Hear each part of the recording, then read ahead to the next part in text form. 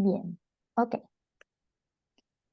Bueno, hola, hola, ¿cómo están? Hoy estamos aquí para un nuevo episodio. El día de hoy tengo el honor y el placer de tener como invitado a Jorge Ferrer. Confieso que estoy un poco nerviosa. Así que bueno, primero quiero presentarte, Jorge. Él es el doctor Jorge Ferrer, psicólogo clínico, autor y educador. Fue profesor de psicología por más de 20 años en el California Institute of Integral Studies en San Francisco, así como director del Departamento de Psicología Oriental Occidental de dicha universidad. Jorge es conocido como uno de los arquitectos principales de la psicología transpersonal contemporánea. Además, autor de Espiritualidad Creativa, una visión participativa de lo transpersonal, también Participation and the Mystery, Transpersonal Essays in Psychology, Education and Religion, también de Novogamia, más allá de la monogamia y del poliamor, que tiene también su versión en inglés, así como coeditor de El Giro Participativo, Espiritualidad, Misticismo y el Estudio de las Religiones. También recibió el Presidential Award del Fetzer Institute por su trabajo de investigación sobre la conciencia humana. Fue miembro del Esalen for Theory and Research y seleccionado como consejero de la organización Religion for Peace en las Naciones Unidas. Así que de nuevo, muchas, muchas, muchas gracias, Jorge, por haber aceptado esta invitación y bienvenido a este espacio. Muchas gracias a ti por la presentación y por la invitación. Así que nada, estoy en tus manos. Podemos empezar. Muy bien. Bueno, para empezar, como decía, eres uno de los exponentes principales de la psicología transpersonal contemporánea, así que me gustaría que empecemos desde el inicio y que nos cuentes un poquito, primero, cómo definirías la psicología transpersonal, porque además hay muchas definiciones, y especialmente para aquellas personas que no están muy empapadas en el tema, o incluso conozco psicólogos o psicólogas que tampoco saben que es una corriente de psicología, y que lo conectes también con cómo inició tu camino, ¿sí? El camino personal de Jorge en la psicología transpersonal. Vale, mira, si te parece, empiezo por lo personal y de ahí vamos a lo Vale. transpersonal. Porque claro, para mí, paradójicamente, las raíces, ¿no?, de mi interés en lo transpersonal fueron muy, muy personales, ¿no? Yo creo que eso le pasa a muchísima gente, ¿no? Mm, Para mí pasaron en experiencias espontáneas de estados alterados de conciencia, vamos a hablar de eso, creo, luego. De niño en la escuela me quedaba como en una especie de trance de vez en cuando. El mundo a mi alrededor desaparecía con los ojos abiertos, estaba en un lugar de mucha paz, mucha luz. Y cuando me despertaba el maestro, los niños, me ponían a llorar. mm, Entonces yo tendría, pues no sé, 9, 10, 11 años, 10 o así. Y entonces me llevaron al psicólogo a ver si era como algo de epilepsia, un spell epiléptico y tal, no estaba todo bien. Me pasó 2 o 3 veces y después ya no más, pero se me quedó como un recuerdo, ¿no? Como de que eran unos lugares realmente bellos, ¿no? De mucha paz, mucha luz, ¿no? Y después en la preadolescencia empecé a tener también experiencias fuera del cuerpo, con el despertar de la sexualidad, que creo que también está conectado, y de vivirme, ¿no?, en la conciencia fuera del cuerpo. Honestamente, hay muchas interpretaciones hoy en día, pero para mí estas dos cosas, más después ya a los, pues no sé, antes de entrar a la universidad, en la adolescencia, 17 y 16 años, tal, empecé a darme cuenta como de bloqueos que tenía, de patrones neuróticos, ¿no? Entonces yo me metí a estudiar psicología en búsqueda de comprensión de esos estados, por un lado, y también de sanación, de sanación. Y la psicología de la Universidad en Barcelona, estamos hablando en los años 80 y, no sé, 85, 89, no recuerdo bien ahora, ¿no? A mitad de los 80, pues ya era una psicología muy científica, muy cognitivista, muy conductista también, más cognitivista, neurocientífica.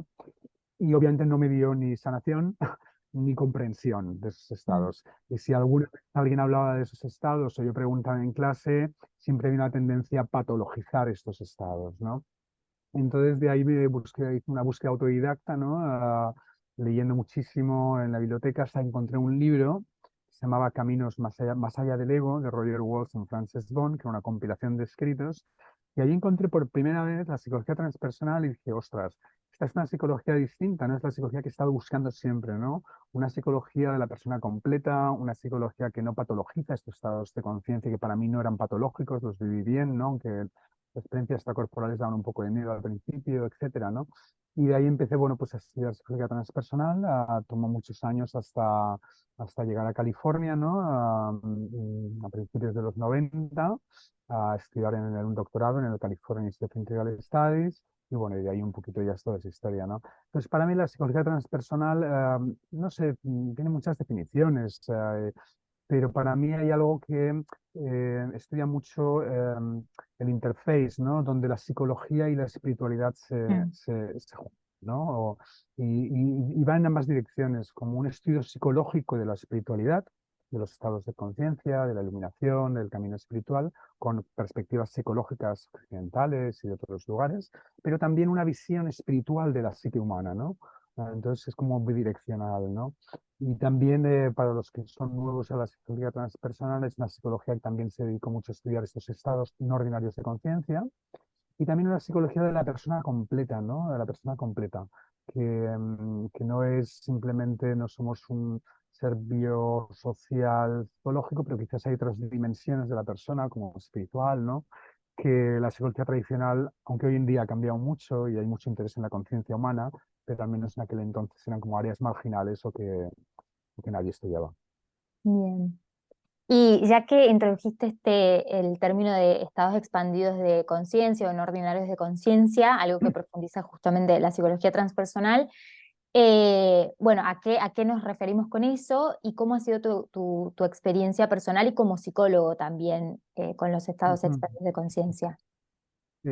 Bueno, yo creo que una manera de entender un estado expandido de conciencia es como hablando un poquito de que el sentido de quiénes somos nosotros, el sentido de nuestra identidad, se expande, ¿no? Es como expandimos lo que se podría llamar el círculo de identificación empática, Mm. no solo con nosotros, nuestro cuerpo, nuestra biografía, sino con otros seres humanos, con la naturaleza, incluso con el cosmos, ¿no? Como pero es algo más vivencial que intelectual, ¿no? Como Mm. estados en los que realmente uno siente, ¿no? Como una identificación, ¿no? Empática hasta cierto punto, pues con algo mucho más amplio de lo que nos han dicho siempre de quiénes somos, Mm. ¿no? Que es esta especie de identidad más estrecha, ¿no? Y yo creo que tiene implicaciones muy importantes para el cambio climático, la ecología, por ejemplo, por poner un ejemplo, ¿no?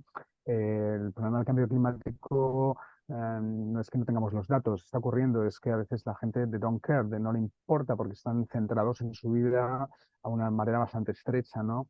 Y esos estados de identificación empática con la naturaleza, por ejemplo, nos pueden sentir lo que somos a la naturaleza, venimos de ella, pero a un nivel vivencial y sentido, ¿no? Que es lo importante, ¿no? No a un nivel intelectual que todos lo sabemos, ¿no? De alguna manera, ¿no? Entonces, bueno, no me voy a enrollar mucho aquí porque, claro, he tenido muchas Claro. experiencias de estados expandidos, tanto espontáneos como con plantas medicinales, como con técnicas, pero bueno, yo creo que una manera de hablar con ellos de estos estados es esa, ¿no? Como extendemos ese círculo de identificación empática, ¿no? Más allá de nosotros mismos. Bien.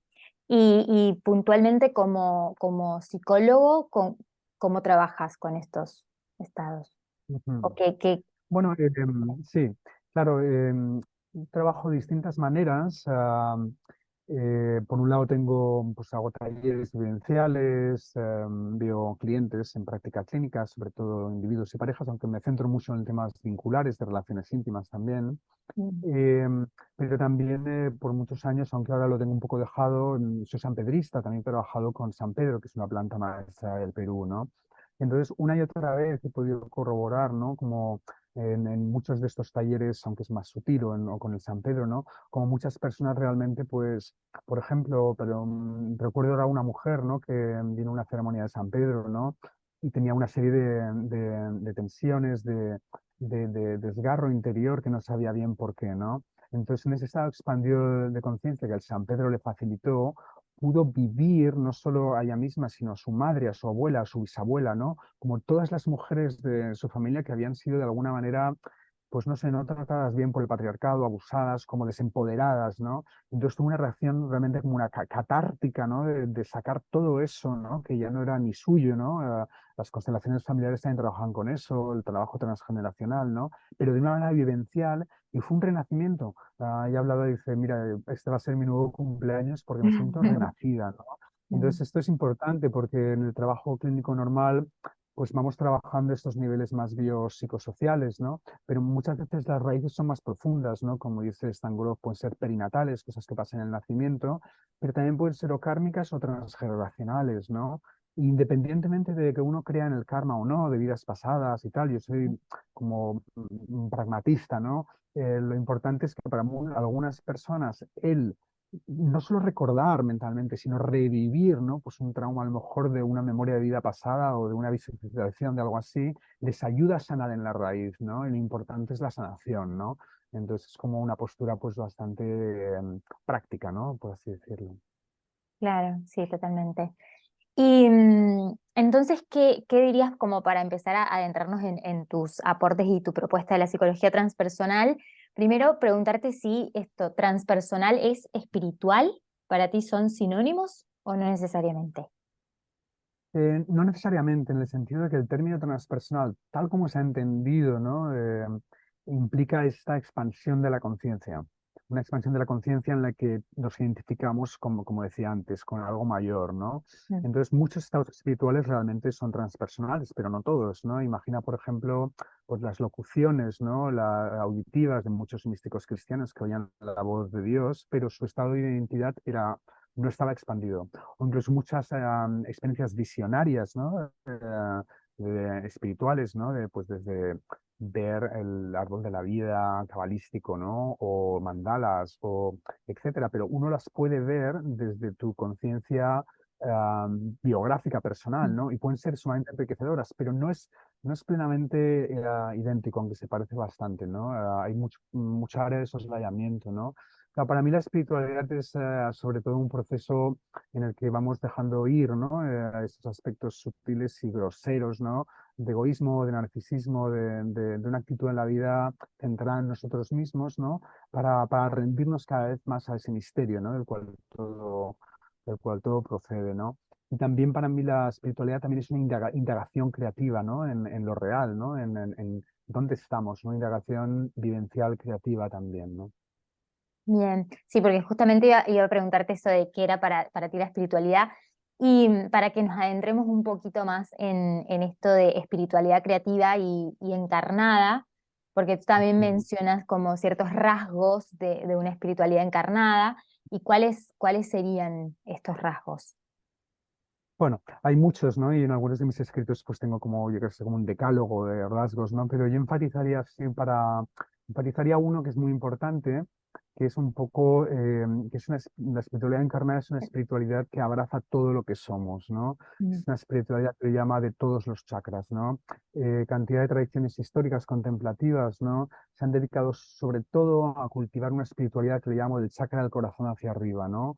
La compasión, la ecuanimidad, ¿no? Estados de conciencia, pero muchas veces subyugando, sublimando, reprimiendo, viendo incluso como enemigos de lo espiritual al cuerpo y la sexualidad del instinto. Yo creo que es un gran problema y es un gran problema que tiene ramificaciones prácticas trágicas, como estamos viendo casi cada día, el nuevo escándalo sexual del chamán o del lama o del gurú Kundalini, ¿no? Entonces, para mí esos son síntomas de una espiritualidad que cultiva todo esto y esos otros mundos no los alinea, ¿no? Con todo ese camino espiritual, porque a veces los siente como que son, pues eso, ¿no? Como enemigos de la espiritualidad y Claro. muchas tradiciones lo han dicho explícitamente, ¿no? Entonces yo creo que hoy en día estamos en un tiempo que podemos realmente integrar, ¿no? Todo lo que somos, ¿no? Sin dejar nada atrás, ¿no? Sin dejar nada debajo de la alfombra. Ya sabemos lo que pasa cuando dejamos mierda debajo de la alfombra en las Sí, casas. sí, sí, Y totalmente. después, otro rasgo que podría enfatizar también sería un poquito la idea del despertar del cuerpo, ¿no? Que es algo que también enfatizó en mis talleres, ¿no? Como el cuerpo puede despertar también, no solo la conciencia, ¿no? lo hablaba Sri Aurobindo, lo hablaba también algunos místicos también, ¿no? Despertar del cuerpo, ¿no? Como le llamo bodyfulness, ¿no? Y habla mucho del mindfulness del cuerpo. Digo, el bodyfulness es como un despertar que emerge del cuerpo, ¿no? Una alerta, una conciencia que emerge del cuerpo, que yo siempre pongo la analogía de los grandes gatos de la selva, ¿no? Que las grandes panteras, no negras, por ejemplo, que van por la selva y los ves súper alerta, ¿no? Pero aparentemente, por lo que sabemos, sin una intención consciente de estar alerta, ¿no? Emerge de todo su ser, ¿no? Yo creo que esa recuperación de ese despertar del cuerpo también nos conecta, ¿no? Con otras fuentes espirituales, ¿no? También, ¿no? No solo la conciencia, sino también la energía de la vida, la dimensión más inmanente, ¿no? Y quizás también lo otro que diría así brevemente sería un poquito esta idea de tantas tradiciones de como arriba abajo, ¿no? Como que el cuerpo humano siempre se ha entendido, ¿no? Como una especie de microcosmos, ¿no? Tanto Mm. del cosmos más amplio como del principio creador, ¿no? De Dios o del misterio creativo, ¿no? Y yo creo que eso también es súper importante, ¿no? Porque incluso la cosmología o astronomía moderna nos lo dice, ¿no? Que los átomos de nuestro cuerpo, que no envejecen, los átomos no envejecen, son los mismos átomos de hidrógeno que estaban al principio del Big Bang, ¿no? Que creo que es el 90 y pico por ciento de lo que compone el ser humano nació en la explosión de estrellas nova en medio de la Milky Way, de la Vía Láctea, hace como millones de años, ¿no? Entonces el cuerpo humano yo creo que también, si se le atiende bien y se le ayuda a despertar, ¿no? Se convierte en un puente, ¿no? Para la conciencia cósmica y para el recuerdo cósmico, ¿no? Que somos seres cósmicos, no estamos hechos de este cosmos, ¿no? Somos Mm. una encarnación muy única, ¿no? De este misterio creativo y del cosmos, ¿no? El que vivimos y somos parte.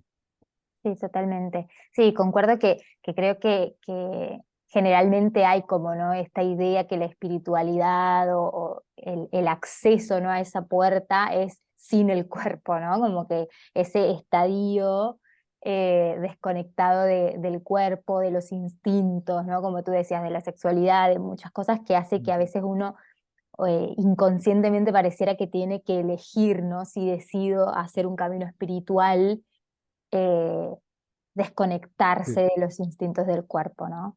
Sí. Hay algo importante aquí también, porque yo tampoco hablar de este concepto no estoy desechando el valor que pueden tener muchas experiencias en la conciencia en las que uno se vive sin cuerpo. Hay muchas experiencias de la conciencia que uno puede realmente encontrar cosas maravillosas, ¿no? Y el cuerpo está como, uno no tiene ni conciencia del cuerpo, ¿no? Lo que pasa que yo lo que veo es que si el cuerpo está cerrado a estas energías, ¿no? Entonces puede haber como distorsiones en el camino espiritual, lo que llamamos el experiencialismo, la adicción a la experiencia cumbre, que vemos Mm. tanto en tantas ceremonias de ayahuasca, personas que, o de otras cosas, ¿no? Van cada semana o cada mes a tener el pico experiencial, ¿no? Y después vuelven a la vida y siguen en los patrones, aunque hay de todo, hay gente que se transforma también, ¿no?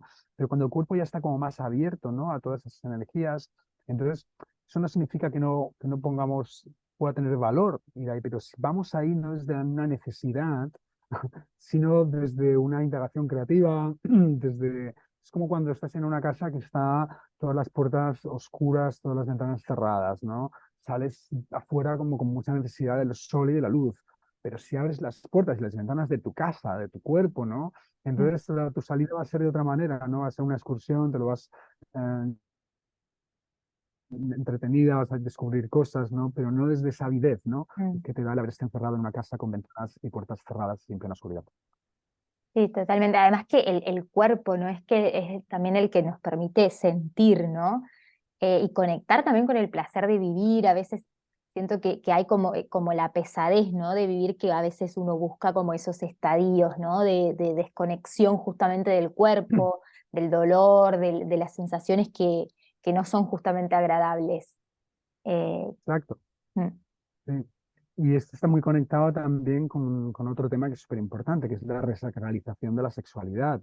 La Mm. sexualidad, incluso más que el cuerpo, ha sido demonizada, ¿no? Por el cristianismo como algo pecaminoso, por otras tradiciones como un impedimento, ¿no? A la realización, a la iluminación, a la liberación, ¿no?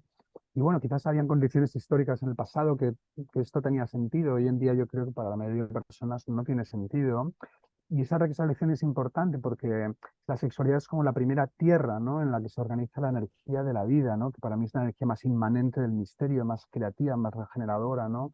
Entonces, si es una tierra cerrada, ¿no? Esa energía no puede fluir tanto, ¿no? Y tampoco se puede encontrar con la energía de la conciencia. Y para mí ese encuentro entre la energía de la vida y la energía de la conciencia en la persona es también como muy importante, ¿no? Para esa espiritualidad más holística, ¿no? Más Mm, completa, ¿no? Esa alineación, como una especie de eje interno, ¿no? Que por supuesto abre el corazón, abre la mente, abre el mundo vital y los va transformando, ¿no? mm. Sí, también creo que esta se debe quizás como a cierta polarización, ¿no? En la que siempre caemos, en que la conciencia es energía yang, ¿no? Como más hacia afuera, luminosa, ¿no? Expansiva, mientras que el cuerpo es como más yin, más hacia adentro y como si tuviéramos que elegir siempre, siento que está como esa cuestión, ¿no? Claro. Mm, Claro, es que incluso, tú fíjate, incluso pues muchas de las prácticas tántricas clásicas, obviamente hoy el tantra, sobre todo en Occidente, es neotantra, se vive y se trabaja de maneras mucho más integradoras, ¿no? Pero las prácticas tántricas más originales, ¿no? Era una sublimación, se usaba la energía Shakti, que se entendía como femenina, para catapultar la conciencia a Shiva, a estados de conciencia como desencarnados, ¿no? Y convertirte en el dios y la diosa y tener esa unión consorcio o con dos consortes cósmicos en ese mundo de la conciencia, ¿no? De alguna manera esto desde nuestra perspectiva de hoy se podría ver como una especie de patriarcado internalizado, ¿no? El mm, uso de lo femenino al servicio de lo masculino, ¿no? El sí. uso de la energía de la vida al servicio de lo que ocurre en la conciencia, ¿no? Así que todo esto tiene muchas ramificaciones, claro. Sí, sí, totalmente. Bien, y para profundizar un poquito más también en esto que planteas de este paradigma participativo y Ujú. pluralista, ¿qué te refieres con una espiritualidad participativa? Tú mencionas Mm, incluso tres dimensiones, ¿no? Esto de lo intrapersonal, interpersonal, transpersonal. sí. Bueno, la intrapersonal es lo que estábamos hablando, ¿no? De que co-creamos nuestra vida espiritual, ¿no? Con todo lo que somos, ¿no? En la persona, ¿no? No solo con el corazón y la conciencia y la mente, sino también con el instinto y el cuerpo. Como socios iguales de una empresa, por así Mm, decirlo. Todos tienen el mismo valor, ¿no? Todos tienen el potencial a despertar, a iluminarse, ¿no? Y todos tienen algo fundamental que ofrecer al ser humano y a la espiritualidad, ¿no? Y esto es importante, ¿no? Porque también ahí es también un cambio de paradigma también, ¿no? Desde bueno, la empresa jerárquica piramidal, ¿no? A nosotros vivirnos de otra manera, ¿no? Entonces, después la interpersonal para mí también es súper importante, ¿no? Porque es como realmente darnos cuenta de que todos somos maestros y estudiantes, ¿no? Eso no significa que no podamos tener mentores o amigos espirituales que en algún punto en el camino sean referentes para nosotros, ¿no? Pero todos podemos aprender y todos podemos enseñar algo, ¿no? Entonces, para mí es como realmente una horizontalización, ¿no? De ese estatus espiritual del ser humano y de otros seres vivos, ¿no? O sea, aprendemos de los árboles también, de los animales, ¿no? Aprendemos de las plantas medicinales, aprendemos de muchísimas cosas, ¿no? Yo siempre recuerdo cuando hablo de este tema, ¿no? Esa gran frase de Martin Buber, que para quien no lo conozca era uno de los grandes místicos del judaísmo del siglo XX, ¿no? Ya murió hace muchos años, ¿no? Que decía, el espíritu no es tanto la sangre que corre en mis venas, sino como el aire que respiramos in between us, en el entremedio, ¿no? Y a mí eso me gusta, ¿no? Porque habla de esta dimensión de espiritualidad, ¿no? O cuando Dogen, que era el fundador del Soto Zen, ¿no? Dijo, la iluminación es intimidad con todas las cosas, ¿no? O mm, sea, es una cosa relacional también, ¿no? Una espiritualidad que no es relacional, una espiritualidad que uno se sitúa por arriba, una espiritualidad que uno no se encuentra horizontalmente con las personas. Para mí es una espiritualidad que tiene sombras y tiene escollos y puede llevar a problemas normalmente. mm. Y estos Ah, y problemas, después la última. sí, y la última, Bueno, la transpersonal. bueno, los problemas lo que hablábamos, bueno, desde los cultos, desde los cultos, desde el mesianismo, desde el orgullo espiritual, el narcisismo espiritual, ¿no? Todos escollos del camino que quizás todos tenemos que afrontar en algún momento encima, ¿no? Todas estas cosas que para mí van en contra, ¿no? Completamente, ¿no? De lo que siento es una espiritualidad más genuina que es de humildad y de encuentro horizontal y de encuentro con otros seres humanos o seres vivos desde esa perspectiva, ¿no? De aprender y enseñar, ¿no?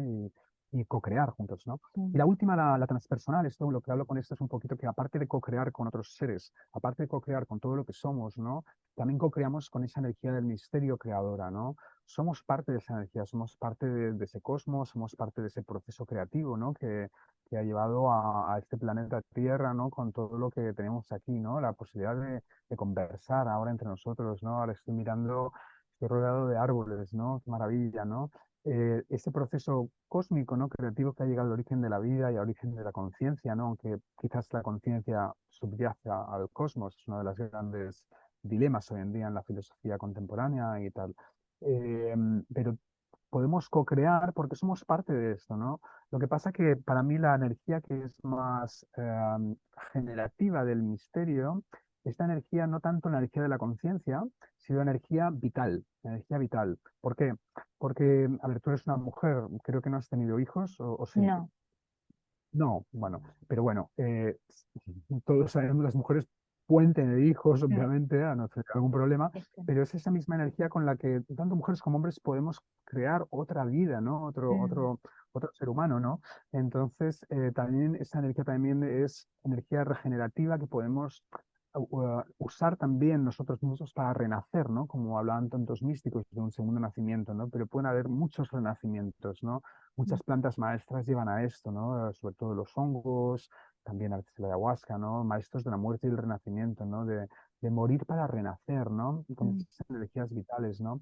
Y para mí esa energía es como un poco todos los potenciales de ese misterio creativo todavía por manifestar, todavía mm, por manifestar. En la energía de la luz de la conciencia ya es cuando vemos formas concretas, los mandalas, la unidad, el Atman, todo cosas que históricamente se han ido co-creando desde esa energía, pero siento que ahí es donde está la energía más innovadora, ¿no? Entonces, mm. por eso también es tan importante, ¿no? El abrazar el cuerpo y la sexualidad y todo esto, porque estamos abrazando también la creatividad más profunda, ¿no? Dentro de nosotros mismos y de la vida que va a través nuestro, ¿no? Que es también la creatividad del cosmos. Sí, totalmente. Y esto, bueno, que traes también de el renacer, ¿no? El morir y renacer varias veces. Creo que Mm. también se ha perdido bastante, especialmente en Occidente, creo, el tema de los ritos, ¿no? Los ritos de paso, la capacidad un poco simbólica también, ritualística. Si bien se ha ido recuperando, creo, también con esto de la llegada también de la espiritualidad o de los pueblos originarios, ¿no? De las cosmovisiones también ancestrales, animistas, pero ¿cuál es como tu visión del hecho de que se haya como perdido estos Ujú. rituales? Bueno, es muy triste y muy trágico en el sentido de que, claro, en realidad todavía en muchos países, en España ya esto se olvidó, pero el rito de paso era el servicio militar. Mm, Claro, hay un servicio militar obligatorio y en algunos lugares como Israel para, no solo para hombres, para mujeres, ¿no? O si no también, claro, imagínate qué valores te inculcan ahí, ¿no? Pero era el rito de paso para mucha gente y para algunas personas les ayudaba a madurar también en ciertas formas, ¿no? Pero con unos valores bastante rancios y problemáticos, ¿no? Autoritarismo, violencia, competitividad, etcétera, ¿no?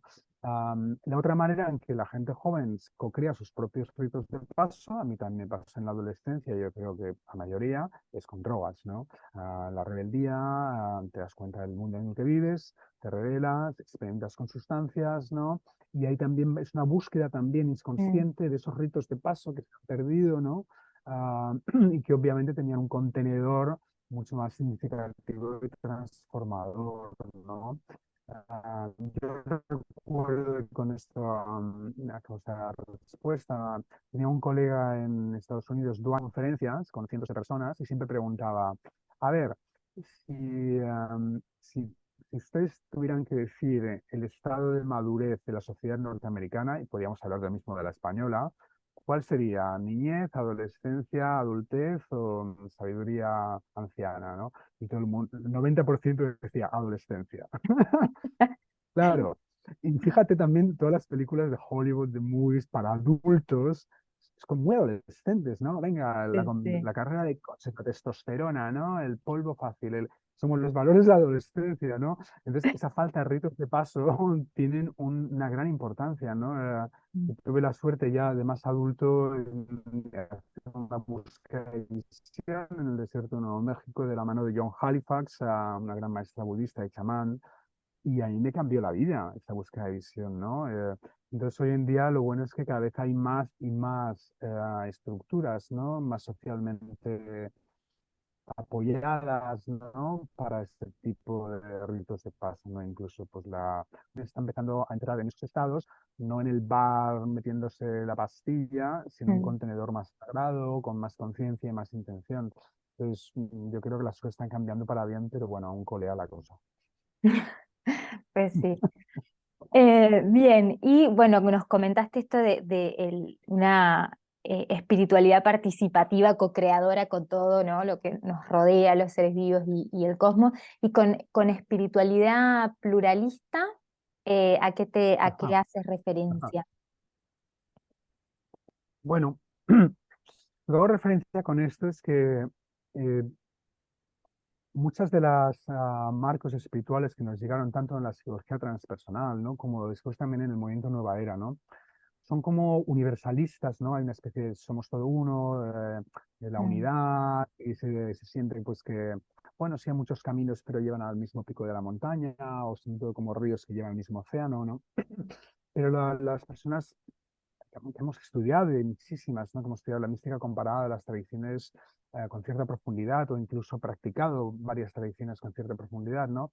Te das cuenta de que estas visiones son problemáticas en el sentido de que normalmente cuando les preguntas cuál es el pico de la montaña, mm, las personas que tienen estas visiones te lo describen en términos de su tradición favorita, la no dualidad, por ejemplo, o Dios o algo así, ¿no? Y esos son términos que muchas tradiciones dirían para nada, no estamos nada de acuerdo, ¿no? Entonces yo creo que lo que nos estamos dando cuenta desde hace ya bastante tiempo, pero aún tiene que cuajar más en la espiritualidad más de la calle, de la nueva era, de spiritual but not religious, ¿no? Es que no solo hay un pico y una montaña, sino que hay muchas montañas y muchos picos, ¿no? Y hay muchos océanos, como en la Tierra, ¿no?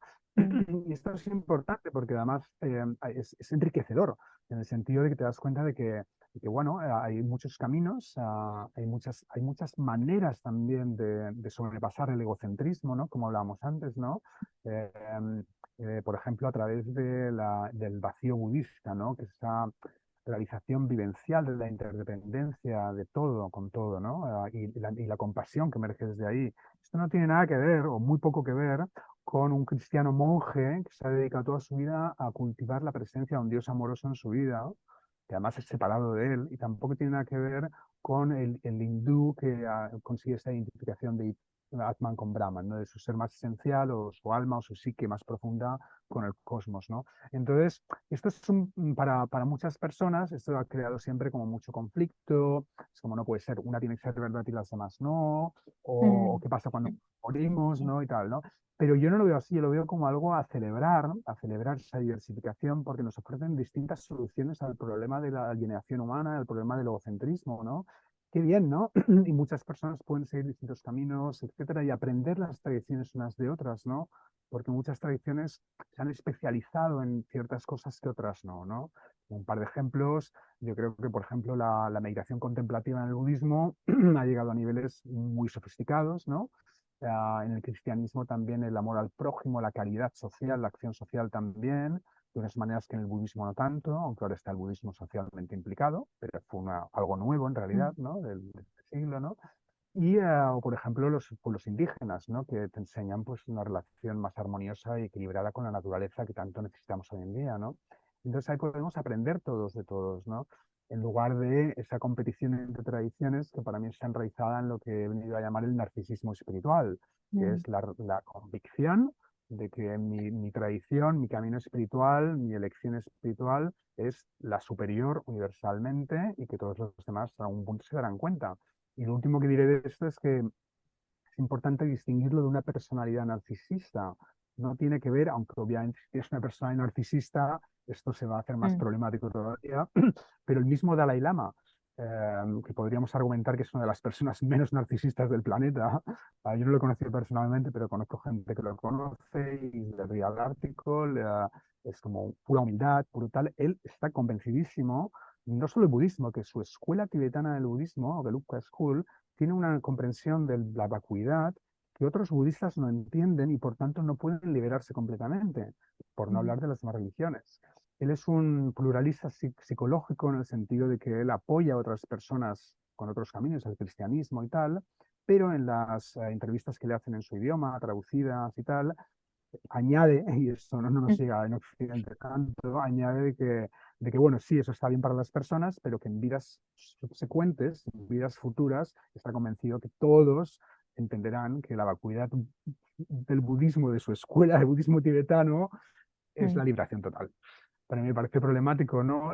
Pero también te da humildad, ¿no? Porque dices, joder, si el Dalai Lama mismo puede caer en esto, todos podemos caer en esto y todos hemos caído en favorecer lo que nos ha hecho, lo que nos han liberado a nosotros, ¿no?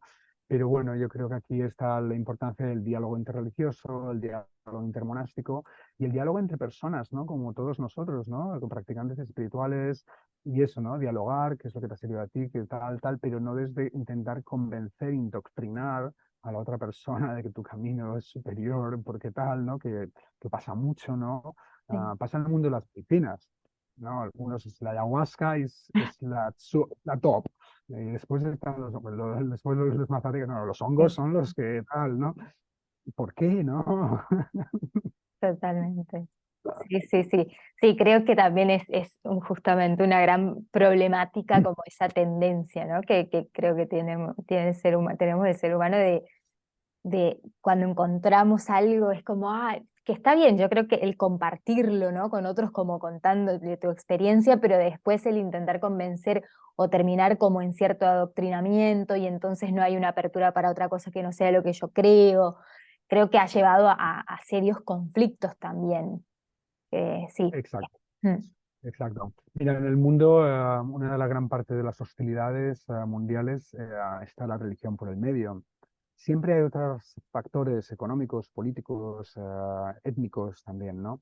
Pero lo que está muy claro, y esto lo han analizado algunos escritores hindúes, donde en India hay bastante conflicto interreligioso, como en Sri Lanka, en otros países ahí en el sudasiático, ¿no? Siempre dicen, mira, el exclusivismo religioso es una gasolina que realmente alimenta estos conflictos. ¿Por qué? Porque es mucho más fácil a tu vecino cuando crees que Dios está de tu lado y no Mm. de tu vecino. Sí, sí, sí, sí. Sí, Y incluso es muy también triste. pienso que muchas religiones también, bueno, pienso también en India, ya que traes, que terminan como hasta justificando muchas cosas a través de la religión, ¿no? Países como muy religiosos, no sé, muchísimas cosas, ¿no? El lugar de la mujer, también pienso en India, o sea, muchas cosas que son justificadas también por las religiones y entonces, qué sé yo, el tema de los matrimonios arreglados en India y entonces, bueno, todo es porque, bueno, hay como todo un dilema y creo que Sí, complejo. sí, claro, hay que entender que yo no encuentro excepciones cuando estudio la historia de las religiones. Mm. Todas las religiones han sido patriarcales, las religiones históricas, ¿no? Porque quizás con alguna excepción, en algún lugar, en alguna época arcaica, hipotética, ¿no? La diosa y tal, que no se sabe con toda seguridad, ¿no? Pero, pero claro, el patriarcado está conocido por miles y miles de años a nivel mundial, incluso pueblos indígenas también, te encuentras patriarcadas bastante fuertes, ¿no? Lo que pasa, yo lo que he venido observando gracias al movimiento feminista, la conciencia, la globalización también de Occidente, que en este caso creo que es positiva, ¿no? Pues que hay una especie de reflexión crítica cada vez mayor. En la India, por ejemplo, los valores de la modernidad, del feminismo están entrando, las mujeres se están asociando, empoderándose y cuestionando todo este tipo de cosas, ¿no? También las mujeres cuando van a ceremonias de ayahuasca, pues con su luna, su periodo, pues también Mm. empiezan a indagar a ver cuál es el origen de esta prohibición, Sí.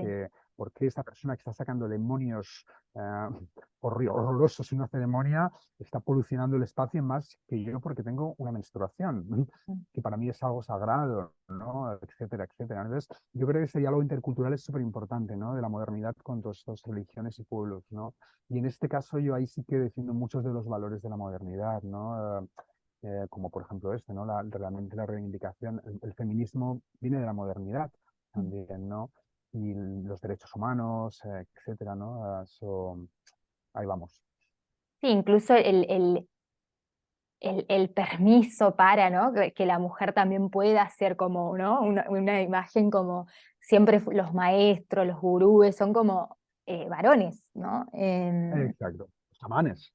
Chamanes, sí, totalmente, Exacto. Sí, totalmente. sí, sí. Sí, Em, sí, dale, dale. no, iba a preguntarte, ya que entramos un poquito en esto de ayahuasca y otras plantas maestras, que si quisieras compartirnos tu experiencia y tu camino con las plantas maestras. Mencionaste que tuviste como un acercamiento y un camino muy profundo con el San Pedro, em, Ujú. pero si querés, quisieras contarnos un poquito.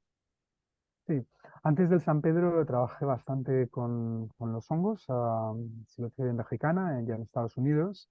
Para mí los hongos realmente me dieron experiencias de muerte, renacimiento que ninguna otra planta, incluso el San Pedro, que es como la que bueno, pues la que ha estado más cerca de mi corazón me dieron y les tengo un respeto tremendo.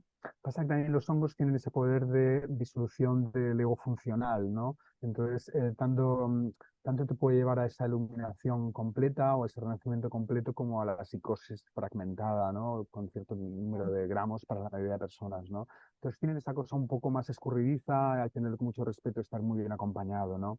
La ayahuasca también trabajé por muchos años, ¿no? Tanto en California como en Perú, en la jungla de Iquitos. También trabajé con cofanes, aparte con chitivos, con distintas tal, ¿no? Y realmente también puro agradecimiento. Yo creo que hay algo que en la ayahuasca que te da unas lecciones cuando estás fuera de integridad, sobre todo, te pone en el camino. Aunque es curioso, ¿no? Que esa es la experiencia de muchos de nosotros con la ayahuasca y después también encuentras ayahuasqueros que pueden ser unos asesinos. Y en la jungla, estaba en la jungla allí, a ver, el brujo de tu vecino es el chamán y tu chamán es el brujo del vecino, ¿sabes? O sea, hay una competitividad brutal entre chamanes en muchos lados, dardos energéticos, guerras sutiles, o sea, males de ojo de todo, ¿no? Entonces es una cosa curiosa, ¿no? Pero también hay que entenderlo pues como, no sé, cosas étnicas entre ellos, es una cultura distinta, ¿no?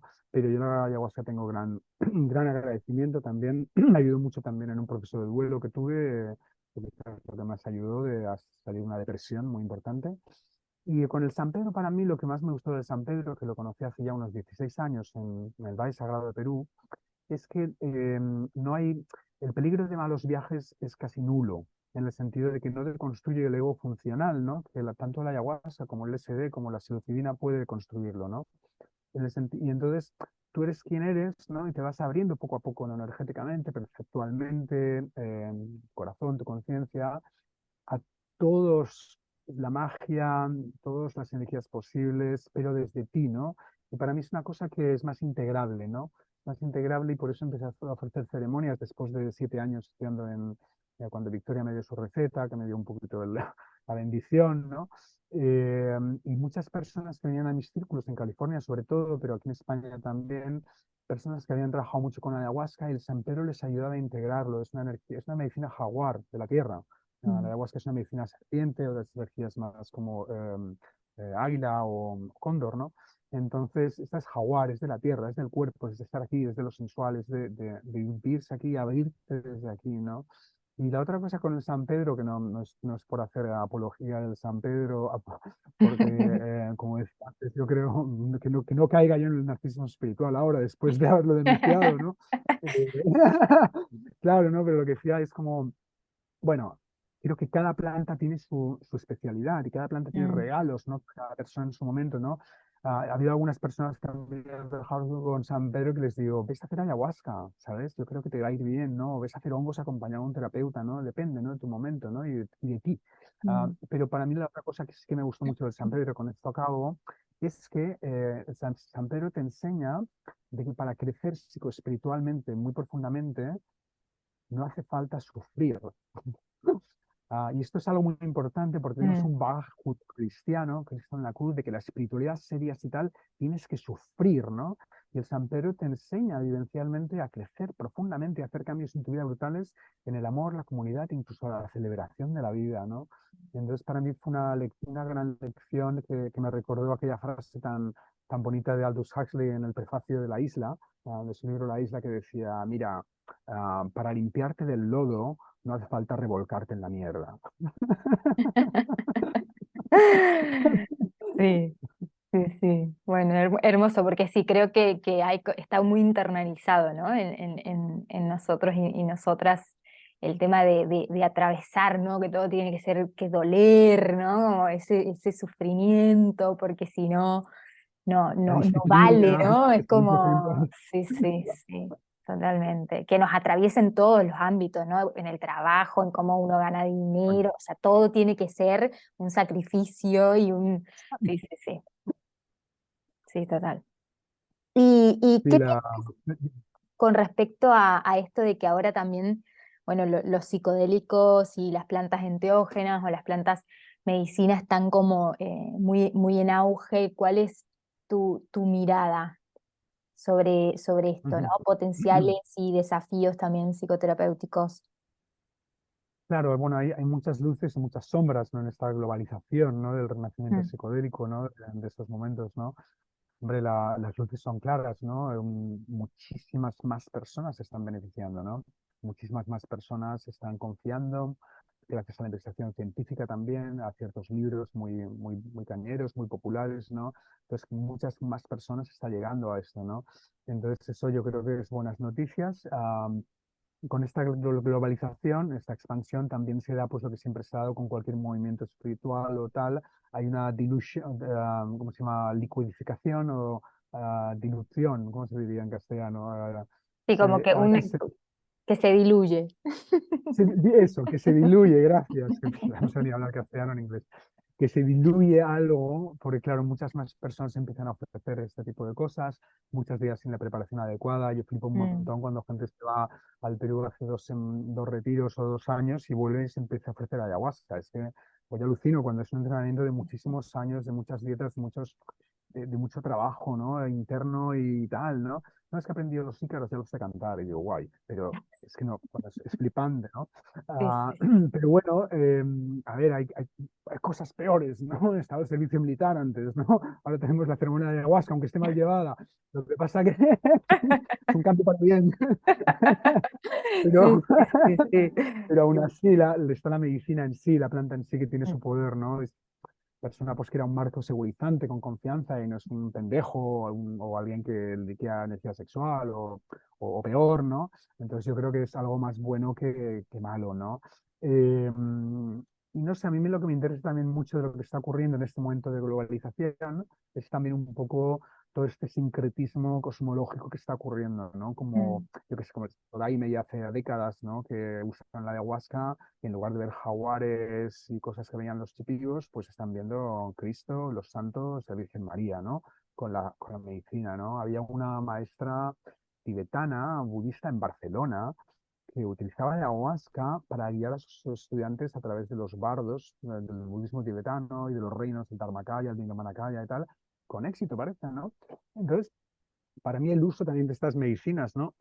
La apropiación, se podría decir, por otras tradiciones de estas medicinas, para mí no es algo negativo, aunque, claro, el caso de la apropiación espiritual es complejo. Daba todo un curso en el CIAE sobre este tema a los estudiantes introductorio, porque depende de muchos factores, ¿no? Ha habido colonización, ha habido un genocidio, hay una explotación, les quitamos algo sagrado para comercializarlo, ¿no? mm, Hay temas muy delicados al respecto, pero para mí no es necesariamente algo malo en el sentido que se hace con respeto y con respeto a la tradición y mucha gente lo hace, sus ceremonias y dona parte del dinero a aquellas tradiciones originales, ¿no? Y hay muchas organizaciones que están, Chacruna, por ejemplo, que están muy enfocadas en estos temas, ¿no? Entonces, yo creo que es algo que hay mayor conciencia Y yo soy más liberal en este sentido, ¿no? Que Mm, muchas otras personas, en el sentido de que apoyo, ¿no? Que la ayahuasca se expanda por todo el mundo, apoyo que el San Pedro se expanda, que los hongos también. Yo creo que es algo bueno, ¿no? Que puede realmente ser un factor entre otros muchos, pero importante en este redespertar, ¿no? Que está ocurriendo en Occidente, pero también en todo el mundo, que es tan necesario, ¿no? Para no cargarnos el planeta, básicamente. sí, sí, sí, sí. Sí, creo que la importancia, bueno, del el cómo quizás, ¿no? Pienso que en Occidente a veces como una medicina tan alopática que tenemos, como bueno, habría que ver si uno piensa, ah, listo, voy, un hongo, no, como, bueno, ¿cómo lo vamos a hacer, no? Creo que tal vez ese No, sería como los desafíos también, el preguntarse un poquito eh, el cómo, el dónde voy a hacer eso, ¿no? Y no solamente como mencionabas antes, ¿no? Bueno, voy a un retiro de ayahuasca y al mes hago otro, o sea, como esa necesidad también de llenar ciertos vacíos o de esa cosa como muy alopática, sí, ¿no? Mm, sí, sí. El picoteo espiritual. sí, Sí, totalmente. bueno, el desafío también, obviamente, con este renacimiento es que todas estas industrias farmacéuticas están ya con las garras en meta, entonces van a sacar ya las pastillitas de psilocibina, las pastillitas de MDMA, controladas por la Big Pharma, aunque hay organizaciones como MAPS también ahí mediando, la cosa no está tan blanca o negra, pero bueno, hay toda una cosa que también, desde la perspectiva indígena, pues también es como una especie de desacralización, ¿no? Mm, De esa planta, ¿no? El contexto ritual no estaba. Y me acuerdo de discusiones en alguna conferencia de MAPS en Oakland entre Gabor Mate, uno de los grandes divulgadores, ¿no? De ayahuasca, ¿no? Con una persona indígena, ¿no? Que la persona indígena criticaba esto, ¿no? Gabor Mate estaba, bueno, explicando pues todos los descubrimientos científicos, lo importante de todas estas investigaciones, que lo es a nivel de legitimación social, pero la mujer indígena dijo, bueno, pero ahí en el laboratorio, en el hospital, ahí no está la dimensión ritual sagrada y ahí se pierde muchísimo, ¿no? Y la respuesta de Gormate, que fue bastante sorprendente y se arma un pollo que te cagas, fue como, tú lo que no entiendes, dice, tú lo que no entiendes es que la ciencia es el ritual del occidente moderno. Este es mm. nuestro ritual. Y la otra dice, wow, me parece que estamos hablando de cosas muy distintas. Y ahí, o sea, se quedó la cosa bastante tensa. Menos mal que luego vino Rick Doblin con su reconciliación, siempre, y todo quedó maravilloso. Es un mago. Sí, sí, sí, sí, sí, sí, creo que va a ser como el gran debate, ¿no? De estos nuevos tiempos, todo esto, porque también sí se habla, ¿no? Esto, bueno, y en la legalización, ¿dónde quedan también los chamanes? Si ellos van a poder seguir usando su propia medicina, bueno, es como, o entonces ellos no, y quién estarían, bueno, creo que va a ser un gran debate del próximo tiempo. Mm, Estamos viviendo tiempos interesantes y lo sí. van a ser en un nivel y en otros, ¿no? Sí, sí, totalmente. Bueno, Jorge, como por ahí un poquito ya cerrando, casi estamos en una hora, te quería preguntar cuál es tu relación con la astrología. ¿Tienes relación o no? Porque sé que Tarnas fue tu mentor, si no me equivoco, en Ujú. Esalen, y una Sí. vez recuerdo haber escuchado una entrevista tuya que contabas que la motivación de acercarte a la astrología creo que había sido como inscribirte en un encuentro, en un taller o algo que daban Groff y Tarnas, porque tú no podías como concebir que estas personas tan inteligentes e intelectuales creyeran en la astrología. ¿Cómo fue esto? Sí, es correcto, así fue exactamente. Y de hecho en ese curso salí escéptico, escribí un paper refutando la astrología, o hice un experimento astrológico como hacia el pasado, ¿no? Porque digo, bueno, si es hacia el futuro con los tránsitos, está la autoprofecía que se autocumple, ¿no? Tal. Entonces miré un periodo de mi vida que había sido muy transformador y con unas energías muy claras, y chequeé los tránsitos y no coincidía y dije, ah, ya está, he refutado la astrología y tal, ¿no? Entonces lo que ocurrió, nada, a las pocas semanas venían a California mis padres de visita y yo recuerdo que tenía un diario de sueños y que les dije que me lo trajeran. Y ese episodio tan transformado empezó con unos sueños y tenía ahí pues eso, ¿no? El día y el mes, chequeé y había equivocado de la fecha, de los sueños, de cuándo empezó, y cuando volví a chequear la fecha correcta, coincidía. Y para mí eso que yo fue muy potente. Lo compartí con Rick, que ya le había compartido el paper refutando la astrología. Le dejé una nota, un buzón diciéndole: Rick, me ha pasado esto. eh, eh, Estoy con un estado de lucha, pero también de apertura a la magia, de que no solo la naturaleza está encantada, la psique está encantada, sino que el sistema solar, ¿no? Puede pertenecer a una tecnología de la conciencia tan increíble como para guiar cada alma humana o de cada ser vivo, ¿no?